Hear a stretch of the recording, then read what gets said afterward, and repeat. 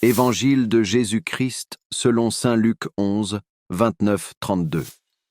En ce temps-là, comme les foules s'amassaient, Jésus se mit à dire : « Cette génération est une génération mauvaise. Elle cherche un signe, mais en fait de signe, il ne lui sera donné que le signe de Jonas. Car Jonas a été un signe pour les habitants de Ninive. Il en sera de même avec le Fils de l'homme pour cette génération. Lors du jugement, la reine de Saba se dressera en même temps que les hommes de cette génération, et elle les condamnera.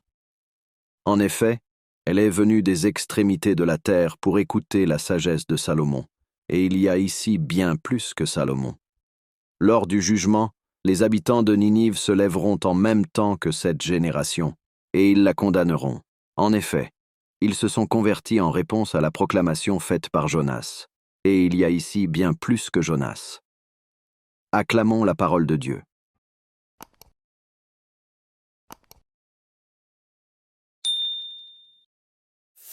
Nous apprenons que Dieu ne nous force pas la main, qu'il respecte notre conscience, qu'il est patient et nous considère toujours comme des êtres libres.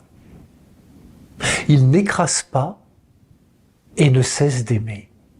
Comme le disait Jésus, « Mon Père est toujours à l'œuvre. Il ne cesse pas de manifester sa présence. Il fait signe. » Non pas des signes que nous attendons, mais des signes qu'il a lui-même décidé d'offrir à nos regards convertis, d'offrir à nos cœurs capables de voir et d'entendre.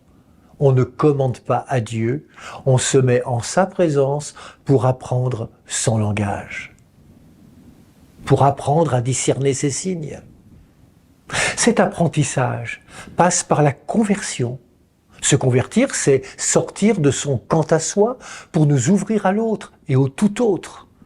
Se convertir jusqu'à pouvoir dire, non pas ma volonté, mais la tienne, Seigneur. Et c'est là que tout change. Apprendre, comme Jésus, à recevoir notre vie du Père. Que dit Jésus ? Je vous le dis, le Fils ne peut rien faire de lui-même. Il fait seulement ce qu'il voit faire par le Père. Ce que fait celui-ci, le Fils le fait pareillement. Ainsi, le signe, c'est lui, c'est Jésus. C'est lui qu'il faut regarder, écouter et suivre. Avouons-le, la tentation est grande de vouloir des signes qui seraient là pour nous donner une plus grande certitude dans ce que nous croyons. Alors nous guettons des apparitions, des miracles, d'autres types d'événements sensationnels, et nous passons à côté de Jésus qui disait « Celui qui me voit, voit celui qui m'a envoyé », à travers des présences toutes simples de la vie quotidienne. Alors Seigneur, aide-moi à avoir les yeux pour voir et un cœur suffisamment ouvert pour prendre conscience de ta présence et de ton action dans notre vie.